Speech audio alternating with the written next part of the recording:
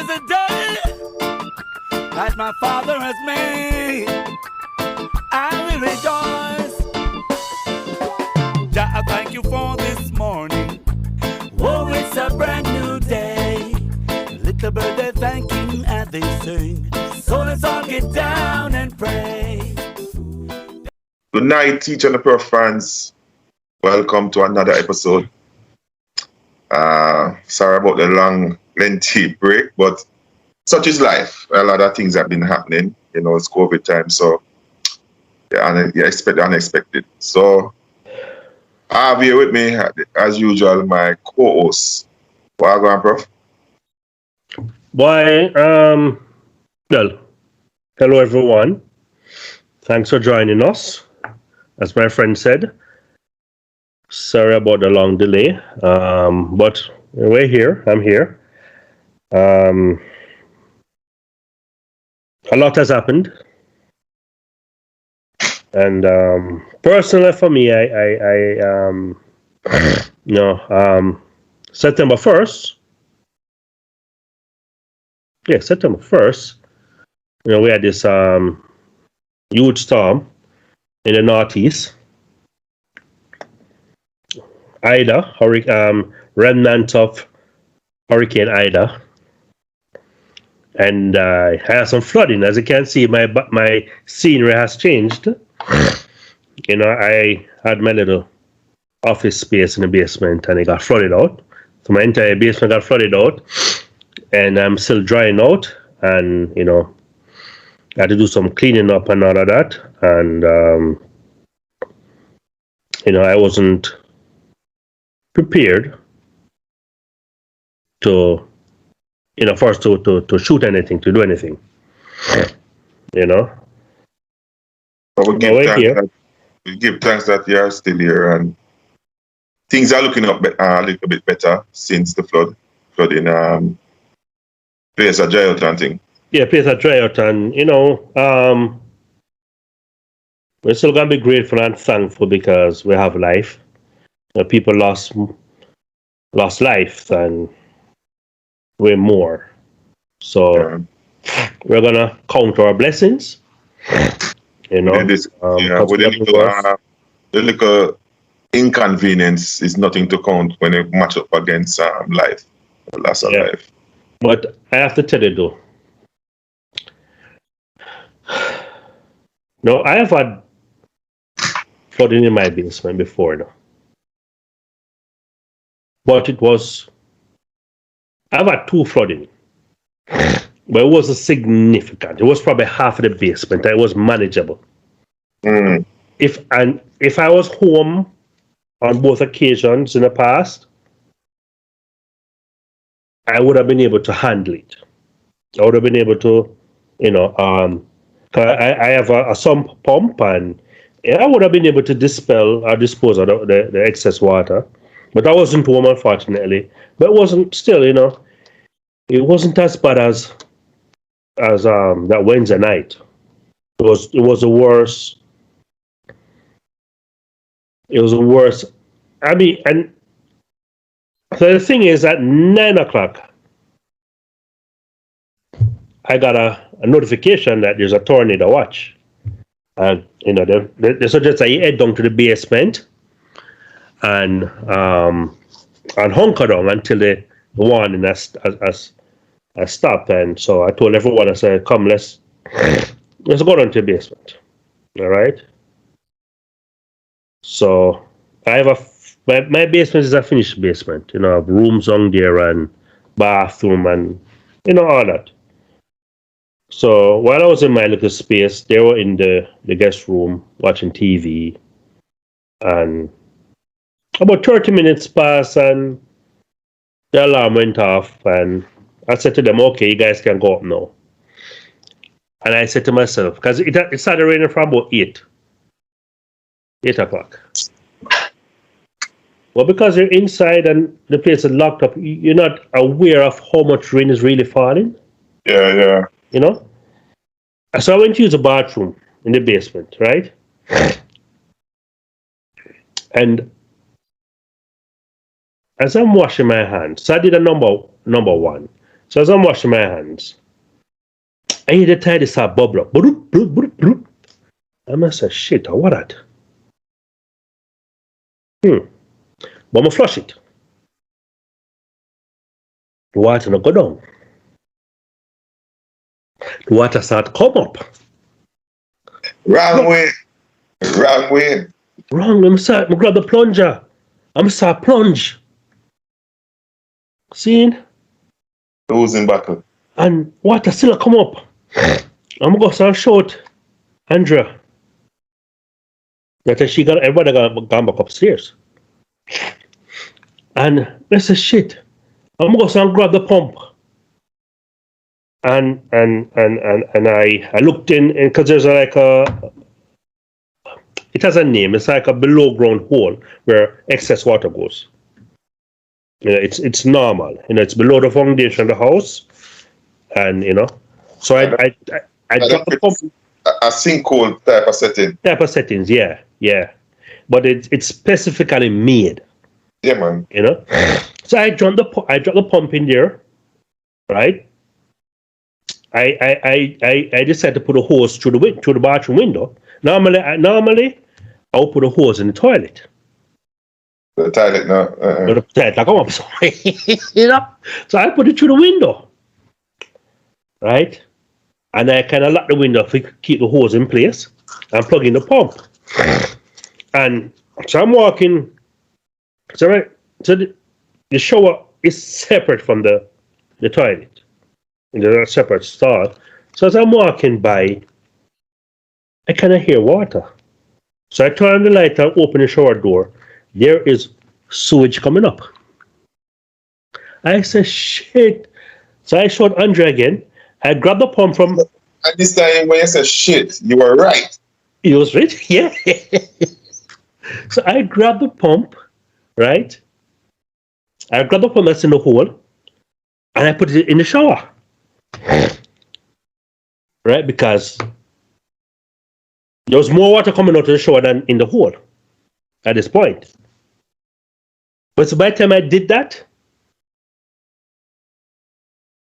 Where next? water was just coming in from the hole. Hole now. So water come from the toilet, the shower, and the sinkhole. yeah. And once water get above that sinkhole, it starts coming in everywhere. Yeah. So when I look in my office, it is elevated a bit. There's water coming in. The carpet wet. When I look in the guest room, wet. Party,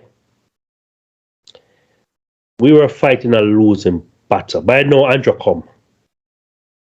And so then we have the kids helping us take stuff upstairs. Because now there's water everywhere. And it's just coming in. And the pump is pumping, but the pump is covered and have about 5 inches of water in the front of the basement. And that's where all the water is coming from. In the back, it's wet, but it's less than it's probably about an inch. But in the front, where everything is coming from. So towards the laundry room, it's puddle of water, about an inch of water. Closer to the front, 5 inches of water coming in. I was like, so I went outside. The drain pipe that comes from the roof, I pull it out because it goes into the drainage, right? So I pulled it out so the water could flow out and not come, because I don't know what's compromised at this point. So I did that. I'm in the rain, wet. And this was night? Yeah, this was, this was not after 10, after 11. Dude, I didn't go to bed until 8 o'clock in the morning. We bail with, at one point, and then we look outside, because at one point I went out. For some reason, both neighbors on either side of me, we all, I don't know what happened, but for some reason we were all attracted to the front of the house. At this point, the street was a river. I've never seen that before. Water was up to the car doors. Wow. Right? Both my neighbors said the basement was flooded out. So I remember I said I have 5 inches of water right above my ankle. Next door, the Jamaicans next to me, knee height. And Knee. the Puerto Rican on that side?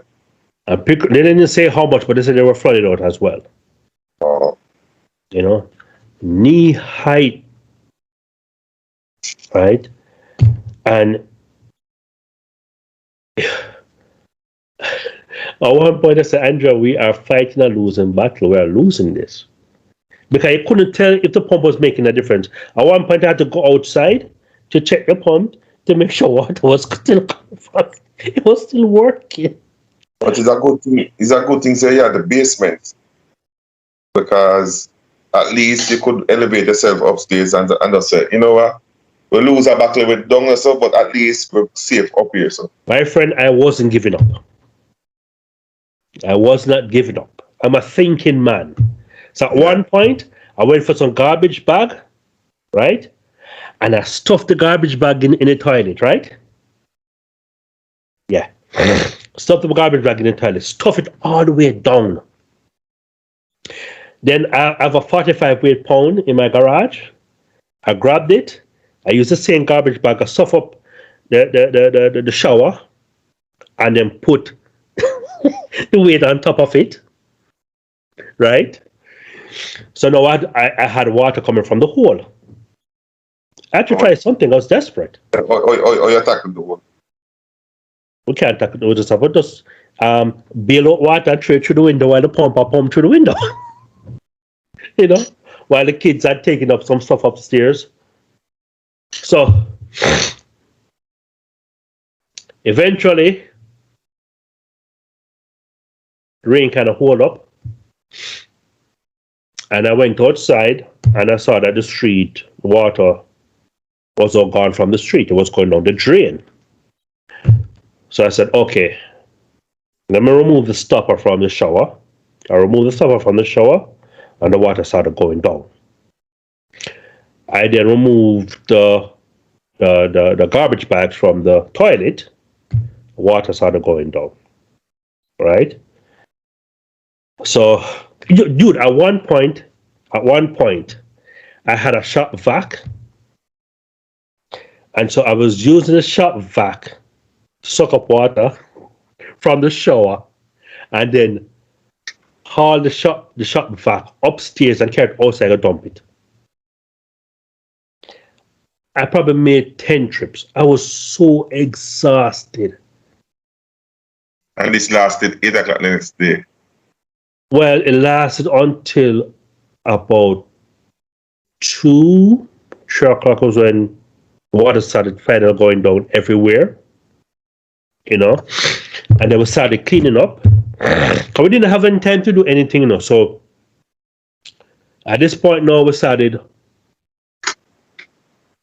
cutting up the rugs. You know, like about what? 1, 2, 3, 4, 5, 6, 7 rugs. I had to cut up, put them in garbage bag, and haul it outside. I then in the wet area, I use a shop vac to suck up the water. You know, we started taking stuff out, and Andrea started to use bleach and water to clean up. You know, and so started cleaning up, and we probably didn't finish cleaning up until probably about 7 o'clock. Yeah. But that sound like them. Viewers. Viewers, let me build that plug in. I can see if they say that working from 10 to 7. 9:30. 9:30, 9 p.m., 9:30 p.m. to 7 a.m. non-stop is the hardest work he has done in 18 months. That is so true. Because a part of the story, he started with Ida, but the story is bigger than Ida. Yeah, hold on before you elaborate on it. I took a nap. Got back up. 8 o'clock now. Yeah. About 9 o'clock. 9 o'clock. Get back up again. Because we weren't finished cleaning up, No, I couldn't. Wasn't finished cleaning up. Because then I discovered that I have 2 suitcases. Wait. Actually, I didn't discover the wet suitcase until Friday because we were busy cleaning up elsewhere and turning on fans and dehumidifier and tackling rooms one by one, And I discovered. And even up until Saturday, I was still finding stuff that was still wet. I had to throw it. But we fare better than the Jamaicans next door, unfortunately. Because while about 2 o'clock. No. About probably 1, 2 o'clock. I end up calling a restoration company. I called 2 restoration companies. I left a voice message for both of them. Right? I didn't hear from them. Actually, they called me back.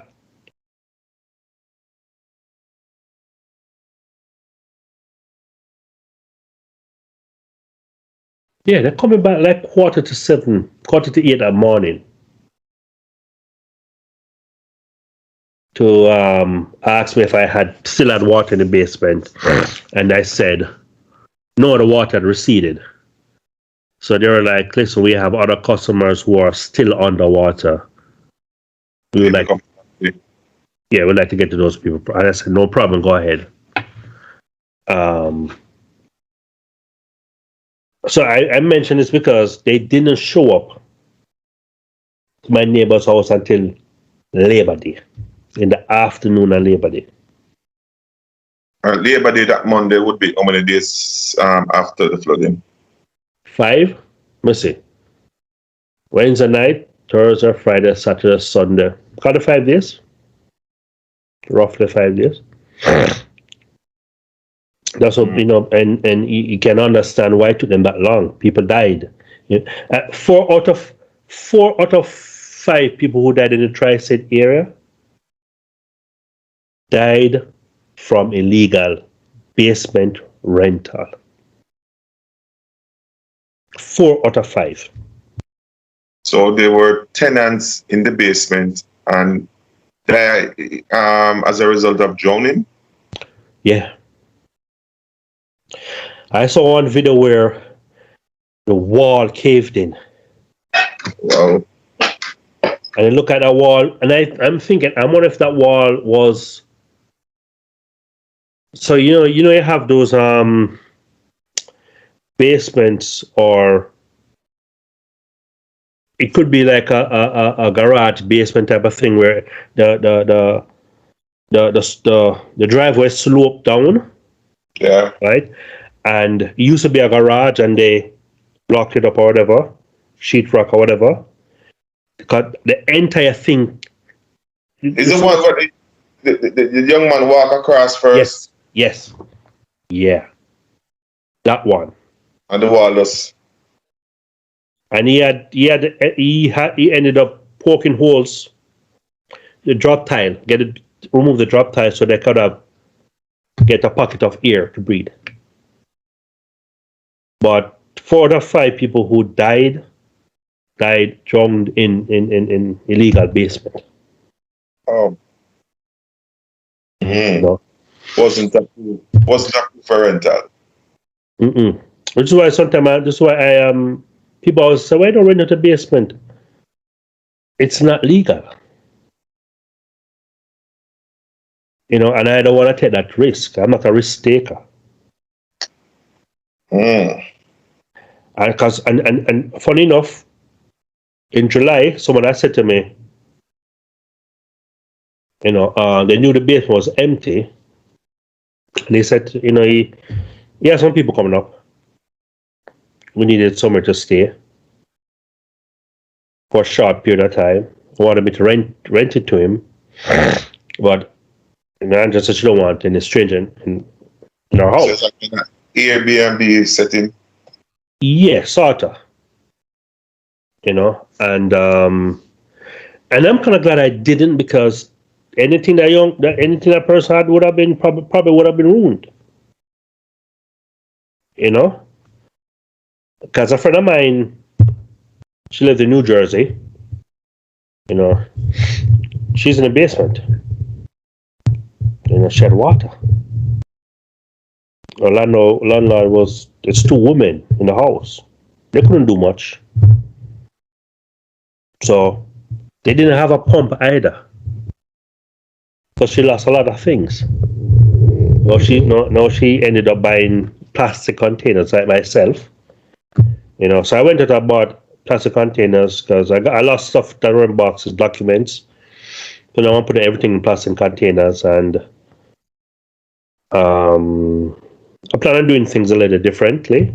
I bought another pump, a stronger one. Because I think if I had two pumps, I think at least the shower, I would have had a better handle on the shower. What about the sinkhole? The sinkhole, that would still have been overwhelmed.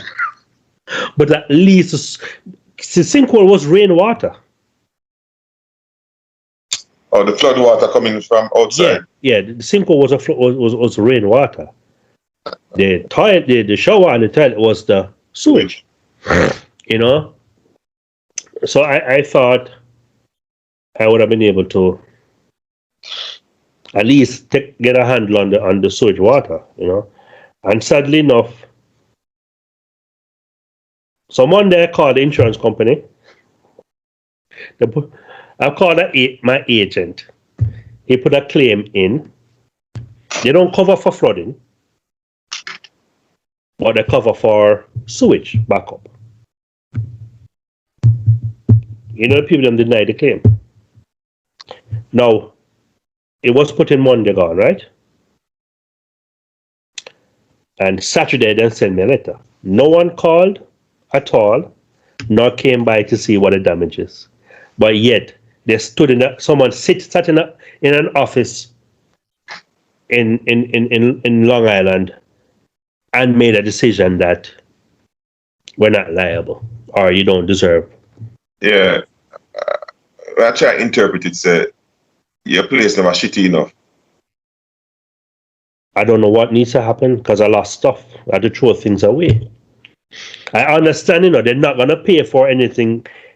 Any personal item that you lose, I won't pay for it, They're only going to pay for restoration. So pay for restoration company to come in. It's not content. It's just to dry out the place and cut the drywall, carpeting and stuff. Yeah. Chemicals, spray up, and you hire a contractor to come back in and fix. So now I'm gonna have to file an appeal. You're going through it? Yeah, I sent the agent the document that I received today. I sent it to him today. Because he wasn't aware of it. But so Ida is still with you then? You haven't seen the back of Ida yet? No, because I'm still drying out. I cannot change tactics because before I had the windows open and the humidifier running, the dehumidifier running with fans. Someone told me that no, close all the windows, run the dehumidifier with the fan, and that will dry it out faster as opposed to you opening the window, because the dehumidifier is gonna is gonna suck in the humidity that's outside. So it's gonna work twice as hard. Dude, I've emptied that humidifier 3 times already today. Empty. Empty 3 times already today. And you when you say empty with water?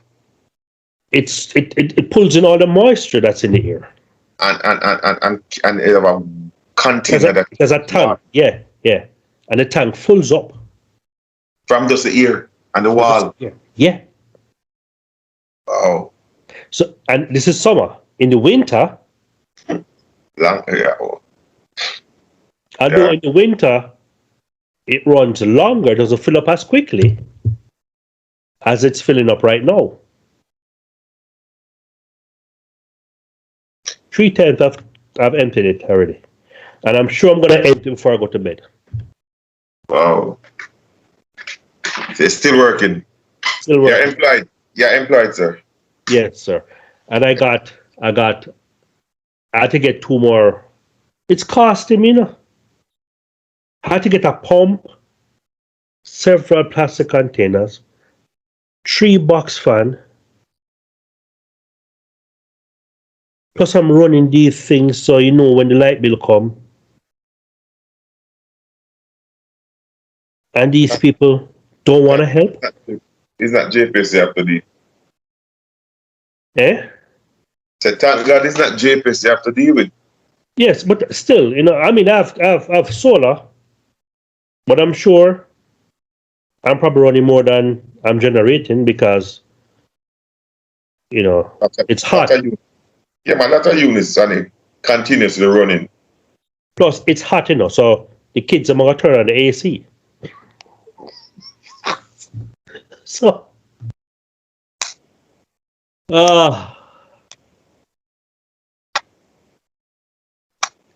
anyway, Yeah. that's my Ida story. Yeah, and this topic of tonight is just how we're living. The challenges of just how we're living. Obviously, with us. 18 months of COVID. Yeah. Sharing. After 18 months of COVID, we have Ida. In Jamaica, we had Grace and Ida. None of them landed. None of them were hurricane at the time. What they call flooding, though. Yeah, they deposited a lot of water. And for me, I have zero experience from flooding. None. Well, here I am. I'm not complaining. I'm just telling a story. But yet, Ida was devastating in New Orleans. Mm-hmm. Devastating. People. No. Your little flooding is and 5 deaths is nothing to compare. No, we had 40-something death. I don't know what the death count is for Ida in the south. I know at one point we had more death in the northeast than in Louisiana. But now I heard that they're finding more and more people. Wow. So I should probably look at it and see what the death toll is. Was Ida categorized as a superstorm? Yeah, it was a category 4. No, 4 or 5. Yeah, but was it a superstorm in terms of the reach? Compared to the Sandy, did it? Hold on there.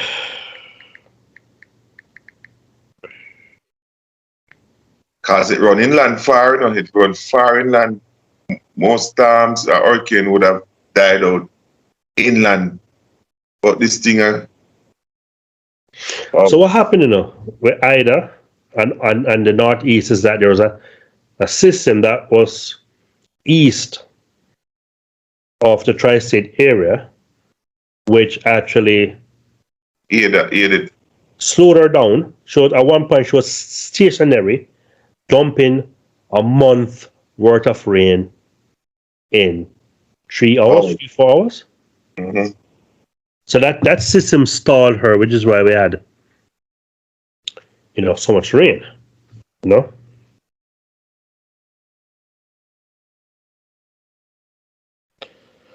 That's But it.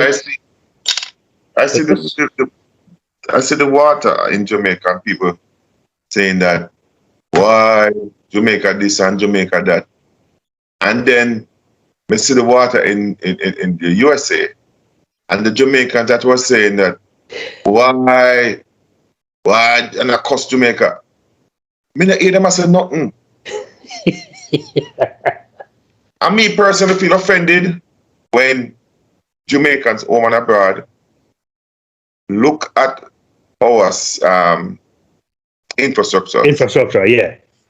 And criticize it. Besides it, but and when them see the same thing on the television, they have nothing to say. Like you said, wow, could it be that nobody can prepare for this? It's just impossible to prepare for this. It is impossible, my friend. And these storms are getting stronger and stronger. So Hurricane Ida was a deadly and destructive Category 4 Atlantic hurricane that became the second most damaging and intense hurricane to strike the U.S. state of Louisiana on record, behind Hurricane Katrina. It is tied for the strongest landfall in the state by maximum winds with Hurricane Laura a year before. So last year was Hurricane Laura. Wow.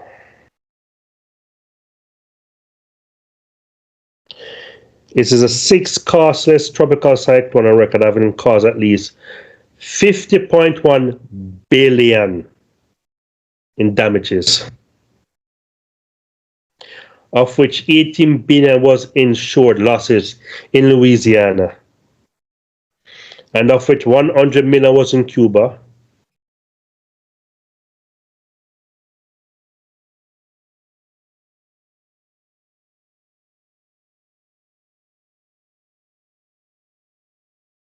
And it caused an estimated 16 to 24 billion in flooding damage in the northeastern United States, making it the costliest storm to hit the region since Hurricane Sandy in 2012.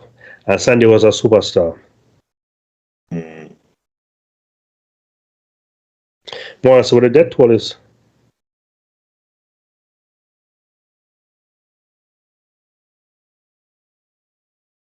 As of September 7th, a total of 109 deaths are being confirmed in relation to Ida, including 94 in the United States, 20 in Venezuela.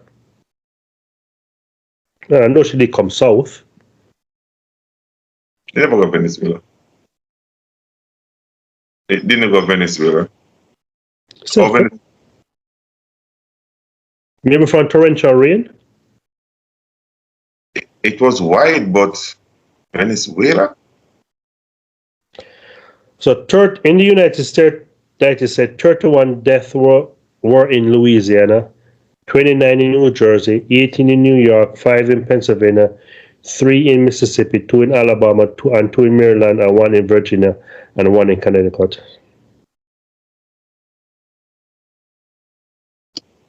Oh, so Venezuela was flooding. So get some autobahns maybe. It kind of wide for true. So when it go west, the autobahns them touch Venezuela before it turn north. Yeah. So not only are we dealing with COVID for 18 months, we have hurricane season to contend with. Remember last year Jamaica had this big flooding. What, October? Yeah. Yeah. And the year before it was Bahamas and Bermuda. Yeah, but I'm just concentrating on. No, as I said, the disaster. Yeah, you have to have a COVID period. But I said this thing, September, bad hurricane. We are in the peak. We had Hurricane Gilbert, just to mention, can't lose that, you know. We have the anniversary of Hurricane Gilbert yesterday, on the 12th. The 12th, right? Yeah. So the 12th was Hurricane Gilbert, and you know, we are going back to December to November 31st. 30th. 30th. Right. So June 1 to November 30th. So we have some time to go. 2 months and a half. And this is we're in the peak, you know. Yeah. So with COVID, I feel in my spirit it's very unfair to have hurricane season. I think we could have postponed it. And no, let me just tell you how irrational I think I am now. So yes, so they have it, teacher and Prof fans. We have just concluded another episode. And as usual, what we say, we ask them, the viewers for it, Prof. Like, share, subscribe, comment, and hit the notification bell. Okay? Yeah, man. So you'll be notified every time we drop a new video. If it red, that means you have yet to done it. You know, that subscription button must be gray.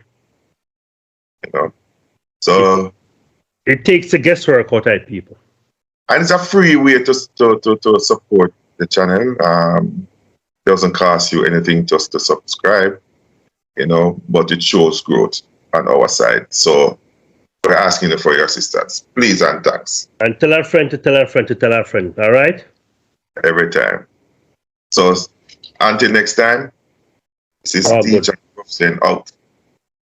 Okay. Thanks for watching. Please like, subscribe, and share our videos. And don't forget to comment and hit that notification bell. This has been another episode of Teach and the Prof.